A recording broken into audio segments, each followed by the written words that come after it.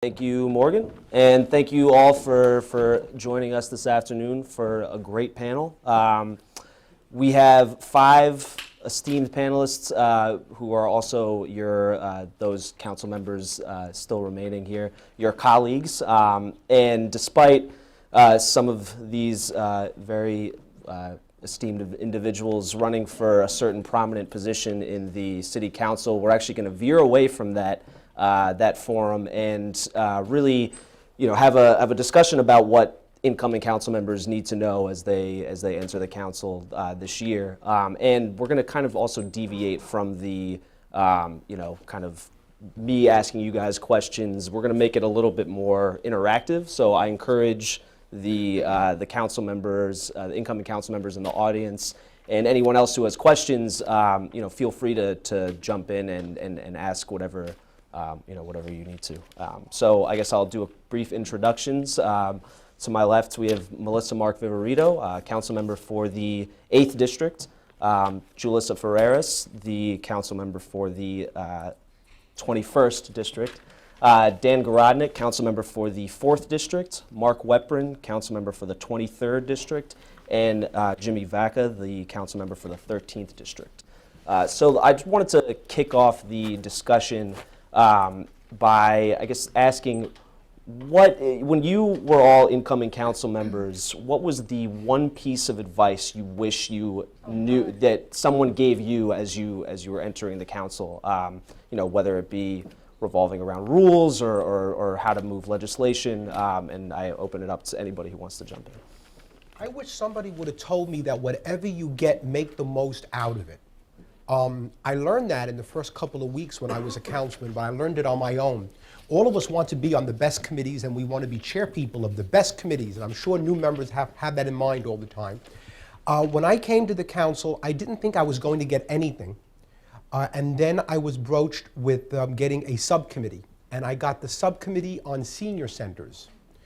And I have a lot of seniors in my district, and it was a subcommittee. I says, oh boy, I did well. I don't have a committee, but I got a subcommittee. I thought I was going to get nothing.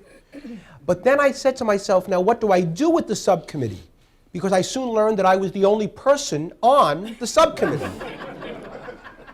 I was always concerned about getting along with my colleagues, but I said to myself, I can get along with myself pretty well, I think. But I'll start my meetings on time and everything. But after that, I have to feel my own way. But you know what? I made something of it. I learned that I could make something of it. I started visiting senior centers all over the city, met with the advocates, met with everybody else, and I soon learned that there was a niche because I was a senior citizen center president before I came to the council. So I knew a lot of the DFTA issues, the aging issues. I knew a lot of that stuff, but now how do I go into a committee of one and have an impact? So we started doing research reports. I started using the staff that I realized I had at my disposal from the Aging Committee. And then Mayor Bloomberg, out of nowhere, has this wonderful, wonderful plan to redo senior centers and recreate senior centers. And I found myself in the midst of a fight. And it was great because I didn't know I would have the opportunity. So my advice is, whatever you get, make something of it. Learn how you can be get a niche. Find out, even if you're chairman of nothing, you can offer your expertise. You can carve out something for yourself that brings to the table something unique and that also gives the city back something. Because that's what this is all about. How can you be an effective councilman by giving the city back something based on your knowledge, your energy, and your commitment? I'm going to follow up on what Jimmy says because you make very good points, Jimmy. Only Vanessa Gibson, who's here today, was served in the state legislature first before they came here. I know there's a number of colleagues that are in the same position. And the one thing about New York City as compared to the state legislature is it's much more high profile. The eyes are all over you here at the city council. In Albany, you couldn't get in the newspaper if you tried. I mean, nobody cared what you said, nobody cared what you did, they only cared what the speaker said. Individual members had very little say. Here, because there's a press corps in City Hall trying to write something for tomorrow, and Nick Powell's going to have to justify his promotion, he's got to find something to write about tomorrow. And so he's going to go to hearings, and I'm going to make a stupid quip or something, and I'm going to end up in the newspaper, or I'm going to end up on a blog, or I'm going to end up somewhere else. So it is the attention, it's a double-edged sword. I mean, things you want to pursue. So what Jimmy says makes a lot of sense. No matter what you are, what issues there are in your neighborhood or issues you care about, if you're aggressive a little bit about getting involved, and I'm not saying pushing people out of the way, but offering to work with someone who has a similar issue or to push the speaker on trying to get involved in an issue, not only can you get involved in it, but you can get enormous amount of attention for the cause that you're fighting for here in New York City as compared to my experience in Albany. I think, one of the things that I know, and I've had this conversation with some of the younger ones that are incoming, is that, you have to really, it's a challenge in a way when you're in a job like this. There's so much pressure.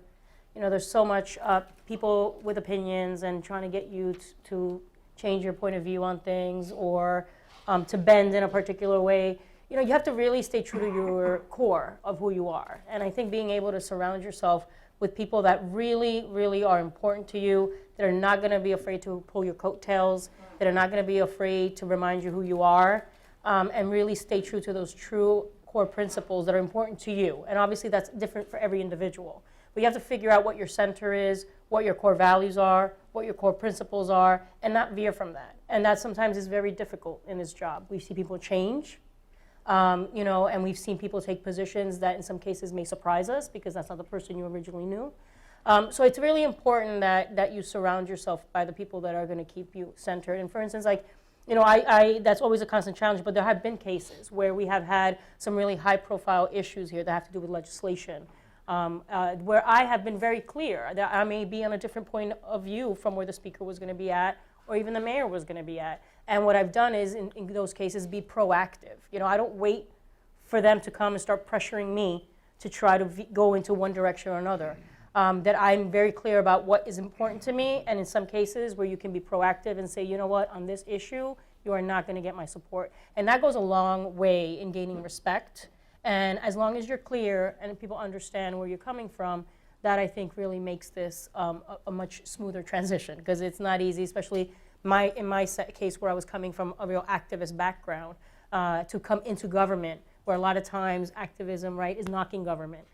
So having to really make that transition was one that was a real challenge. For me, if I can give you one piece of advice or that I wish that someone would have given me, was to hire a communications director. They talk about, the profile, and it kind of touches into everything that was said. The first thing I did was hire a chief of staff, because that's what you think, auto, legislative director, someone to help me with the budget and constituent services. Then, when crisis hits and staffer picks up the phone and gives a comment to the press, and you're like, that's not what I was going to say, it's great to have someone who has your back and is incredibly professional and has a working relationship with the press. So oftentimes I think, and I'm going to be very honest, I came in under a very tough veil, right? I was a former chief of staff to someone who had just been arrested, who joined the Republican Party. You name it, to absolutely mess up, he did. And then said, good luck, Jalissa. But I had to really own it and, and stand in where I was. I understood that I had worked for this person, but I had to show people and prove that I was not him, even though oftentimes the press wanted to make me him, right? So I needed to have someone tell my story through my eyes with my voice. And hiring a communications director was probably the best thing that I did. And she's amazing. And oftentimes, it's about giving someone also an opportunity to work on your team. The other thing that I wish someone would have told me is that maybe campaign staff doesn't always translate to council staff. We want to bring the people that have worked with us to get us there. And I learned the hard way that sometimes, they ride motorcycles. So you have to kind of understand that your staff is also representing you. It's your name now on the sign. It doesn't matter what your staff does. There's going to be a time where it's going to be tied to you. So, we have to own it. It's the job that we chose to do. So let's get the best people to work for us and with us. I would add just one piece to Melissa's comment, which was, taking the position because it's what you feel in your core. You're not going to feel that on every issue. Right. And that's also an important thing to remember, which is you would think you've been elected to an important position, an issue is presented before you, surely you are going to have a gut feeling about everything because, well, if you don't, what exactly are you doing? Truth is, you're not necessarily going to have a gut instinct on every issue. And so I would say that in those moments where you do have a gut feeling, take the position, take it early, because when you find yourself riding a fence or sitting around, particularly on a controversial issue, what tends to happen is that you start getting caught up in a maelstrom of advocacy and pressure and complication in a way that you don't need to or want to in that situation. So where you know where you stand, take the position, take it early, don't be afraid to do it because it actually will serve you well. Which leads you to my other point, which is I just remembered as we were sitting here 8 years ago being in this very same room, listening to then outgoing Speaker Gifford Miller standing at that podium giving advice to all of us as we were coming in. Were you here in that room, Yes, Jimmy and we were in the Melissa? same And if you remember what he said, and I actually don't think it was 100% accurate, so I want to repeat it and then I want to qualify it. But he said, do not worry. Do not worry, do not worry. You will be reelected. Do you remember that? Yep. And he said so clearly, you know, it does not matter. Everybody worries about being reelected. You will be reelected. Now, I actually think that what he should have said, and what my advice to you is, don't worry about taking a strong position on an issue based on your core beliefs because you fear that it will cost you a reelection. Take the position, be true to yourself. The thing that will cost you a reelection is if you are not responsive to your constituents, if you are not dealing with them respectfully, if you are not there when they call. That's what will cost you reelection, but not taking a firm belief early, late, whenever, so long as it is consistent with your core. Now, I want to touch on something that Councilwoman Ferreras talked about in terms of dealing with the press. Yesterday, we had two panelists, two top political strategists who bestowed some advice about dealing with the media. But I'm very interested to get, from a legislator's perspective, how important is it to establish that solid working relationship with the press? And is it something that you felt immediately comfortable with when you entered the council, or is that something that you had to get your My get your staff feet is wet? cracking up.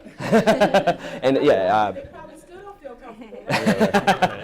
So yeah, anybody, Melissa, you want to start? No, I mean it's a tough relationship. I'm just trying to reflect back on 8 years in terms of what it was like at the beginning. I didn't hire a communication staff at the beginning, but obviously, as active as a legislator as I am, I'm out there on issues. Sometimes I do civil disobedience. I'm at press conferences, and all of us, right? But just speaking for myself, when you're very visible and you start taking very strong positions on issues that matter, then obviously the press starts, gravitating and asking you for your point of view. So it was not a comfortable relationship from the onset, right? Because you want to make sure that you're being quoted correctly, that what you're trying to say is effectively being communicated. And sometimes that's not the case. A lot of times you do get misquoted, or sometimes something is read into what you said and printed, and when that's not in fact what happened. And then it's a two-way street, establishing a relationship. If you feel that in some ways some reporters are not being accurate in the way that they're portraying, you're going to limit access probably to them, right? I mean, that's the reality of it. But I do have obviously communication staff now, and you want people that are able to really write your voice and express your voice in when you do a press statement and when you are allowing them, because a lot of times, right, we have to delegate. We do have direct communication with press, but a lot of times they're also having communications with the press to speak on our behalf. So, in this cycle where some of us are running for speaker, obviously I've been taking my share of hits in the press the past couple of weeks. But it's a two-way street. You have to interact with them, obviously, but establish a respectful relationship, and that is a work in progress, always. And I think it's important to establish a strong relationship. One, because you need someone to tell you there's a 5 p.m. deadline for us to get this statement in, Jalissa. So then I need someone to be behind me and that has a relationship with the press. I think, you know, there are going to be tough times. And like I mentioned earlier, I came in under tough times. But you know what I also learned? That a lot of the work that I was doing, if it doesn't get reported in the press, it's like it's never happened. And then people that were doing less were getting press. I'm like, that guy does 1/10 of what I do. So then I had to find the balance to be able to create a partnership and to also value, you know, it's great to be on TV, and it's great to be in the main press and, you know, and have, get featured in the New York Times and the Daily News. But I learned also that my local Queens press was probably getting me more attention in my district in some cases than the bigger press pieces in the New York Times, right? So if I made it into the New York Times and the New York Times isn't sold in the local bodega, then what? So it's also someone who helps you balance the relationship of press. I think that press is a great partner to have. They're going to be tough on us. They're trying to keep us in the, you know, straight and narrow. We have to let them know that we are in the straight and narrow. So we have to be able to give them that voice and for them to understand, okay, you know, I just heard this crazy thing about Jalissa. Let me call her staff and let me see if this is authentic and true. And then we have an opportunity to say our position. And even if someone has something else to say that's negative, at least your voice is in the article. I think also, you know, not ignoring press and not being able to, there's some cases where we'll say no comment, I know. No comment will happen, right? It has to happen. But there's opportunities where where your voice needs to also be added to a piece, and that it's important. Yeah, just to follow up on the no comment part, you know, it's an interesting relationship. We need them, they need us. But obviously, in order to pursue issues you care about, those core issues that Dan and Melissa talked about, you need to publicize it. I mean, you have a cause you want to make, you know, people listen to and get involved in. You want to publicize it. You know, it's a delicate balance because, you know, the press, you can't act like they're your friends. I mean, you can have cordial relationship, but you can't act like they're your friends. You can tell them whatever you want because, you know, they got a job to do. They got a job to report what's going on, good, bad, and indifferent, and they're going to do that. So you got to be careful your relationship with them. You know, some people are the ones who are always going to the press, always, you know, I remember in Albany there were certain people who were known as, you know, always leaking everything to the press. Yeah. And they got a lot of press, but I also know they didn't have as much respect from the press corps as they thought they had. Right. And so I've always tried to be respectful to the members of the press when they ask me a question. You know, I do answer it. Sometimes I will say no comment, like Jalissa said. I mean, they understand that. You don't have a comment to say. It's funny, just on the Bratton thing the other day. You know, fact that they you wrote to me. Yeah, well, Ross Barkin wrote to me, said, "Did you issue a statement on Bill Bratton?" I wrote, "No." A statement? I'm a city councilman. I don't issue statements on everything. I don't know. I did tweet about Tony Shores, so I did a tweet. But he asked, I said no. So he wrote, you know, Mark Weapon refused to comment on Bratton. I did not refuse to comment. He asked me if I issued a statement. That's why, the misinterpretation. I didn't issue a statement on Emma Wolf. Yes. Nobody seemed to care. I don't know. And that's why you need a communications director. Well, but I don't want to be in the position that now with that every appointment that the mayor makes, they want me to issue a statement. Okay, I'm not going to issue a statement every time. But I mean, just you got to be careful how you say it. You're right. The communications director can be very helpful, and you got to think about what you say. But they got a job to do. You got a job to do. You got to work together. You know, they got deadlines. You don't want to be disrespectful to them. Yeah. But I don't mean to be insulting by saying they're not your friends. But I'm just saying, don't talk to them like you talk to your friends because you realize they got a job to do, and you tell them something. You know, I mean, obviously, if it's off the record, they'll probably, they will respect that, or else they'll be done. They have to be respectful of those comments, but you got to be the same. You can't lie to them either. That'll come back and haunt you. When I was first elected, I was so nervous about talking to the press and so nervous about being misquoted that I would talk so slowly that I would forget by the end of the sentence where it had started. And I remember when I was dating my wife, we were not engaged or married at the time, and I took a press call. I think it probably was for Our Town about an issue at the High School of Art and Design. And I remember saying, the High School of Art and Design is important because of its emphasis On art and design. on art and design. And I remember my now wife sitting there saying, You go with that. Very, very good, Deb. I thought you were going to say that's how you talk to your wife when you're very slowly. That's, the only point I would have you take from that, other than the fact that I'm a dope, is that when you get a press call, I think it's very useful for your staff, the first person who is going to talk to somebody making a call, to get all the information that they possibly can right in that first interaction. What's the deadline? What's the topic? What are they trying to accomplish? What are they looking to do? Anything, everything that you can get about the article and what it is, get it in front of you so that when you return that call, you actually can call back prepared.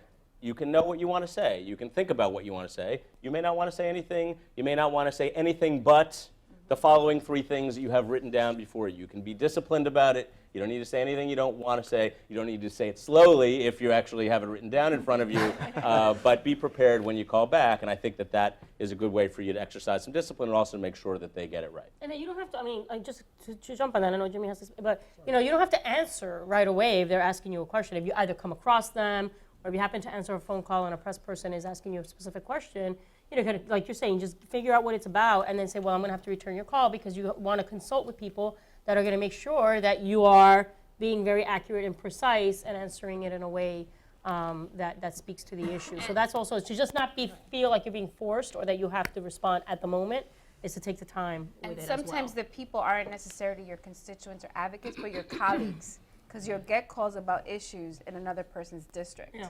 So you want to also kind of give them the respect and circle back with them. Because there's nothing more frustrating when a colleague is making a comment about something in your district and you're like, you're getting called. That's actually a good question for later, actually, about this whole territorial thing. I don't know. Yeah. Because I've always heard different sides of this from people. Some people get completely bent out of shape And some people if you don't say care. something about in their district, and then other people don't care as much. And then some people just purposely go into your district, and not really someone I'm thinking of in the Habit. council now, but someone who used to be in the council.